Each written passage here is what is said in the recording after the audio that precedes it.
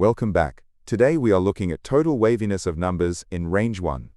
As always, I will be hanging out in the comments, so if any part of this explanation doesn't make sense, just ask and I will clarify it for you.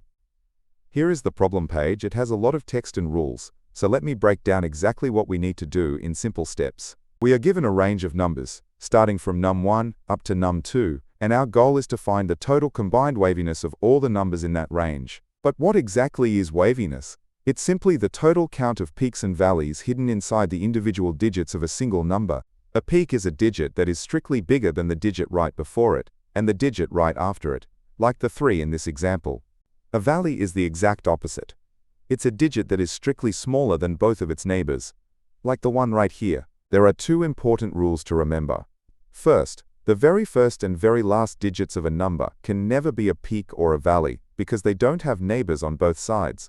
Second, any number that is shorter than 3 digits automatically has a waviness of 0, for the exact same reason. They literally don't have a middle. Let's walk through an example to see this in action. We are given the range from 120 to 130. If we look at 120, the middle digit is 2. 2 is bigger than 1, and bigger than 0, so that is a peak. Next is 121. Again, the middle digit 2 is strictly bigger than both ones on the sides. Another peak. If we fast forward to 130, the middle digit 3 is bigger than 1 and 0, so that's another peak. None of the other numbers in that range have any peaks or valleys, so we just add up what we found to get our final answer of 3. Since this is the range 1 version of the problem, the limits are small enough that we can easily just check every single number in the range one by one. The easiest way to check the individual digits of a number without using heavy math is to convert the integer into a string of text first. We are going to walk through the Python code first to see how this logic comes together, but I will provide the Java, C++, and JavaScript solutions at the very end. Here is the full solution code. I am going to break this down into smaller chunks right now so we can see exactly what it's doing line by line. Take a look if you want, but don't worry about reading it all right now. First, we set up a counter to keep track of our total waviness, and we start a loop that will go through every number starting from num1 all the way up to num2. Inside the loop, we convert our current number into a string and check its length. If it's shorter than 3 digits, we skip it completely using continue, because it can't have any peaks or valleys. Then we start an inner loop to check the digits. Notice we start at index 1 and stop one spot before the end, because remember, the first and last digits are always ignored. For each middle digit, we check if it's a peak. We do this by seeing if the current digit is strictly greater than the one before it, and strictly greater than the one after it.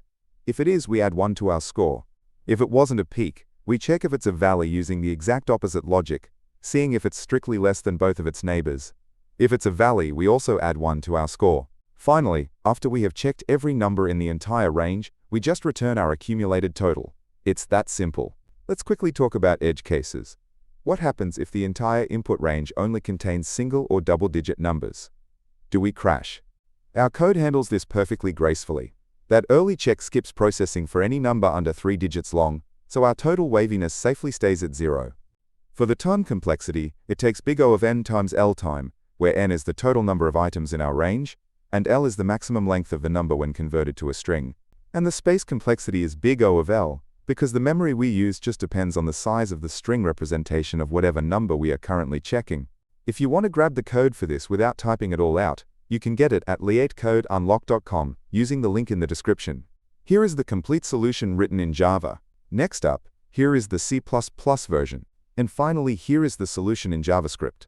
Let's review our key takeaways. Converting numbers to strings makes checking individual digits a breeze.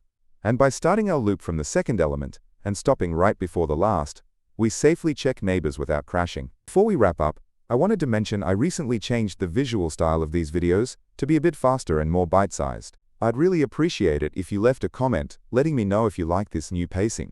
And of course, remember to drop any problem-related questions there too. As I mentioned, this channel uses AI to help me generate solutions quickly so I can study faster, and I upload them ad-free to help you guys do the same. I also have another channel called Leetcode Unlocked, where I am posting a guide for literally every single problem on the platform, not just the daily challenges. If you'd like to support that massive goal, you can donate at buymeaboba.com/leetcodedaily. Please like and subscribe, keep coding, and I'll catch you tomorrow.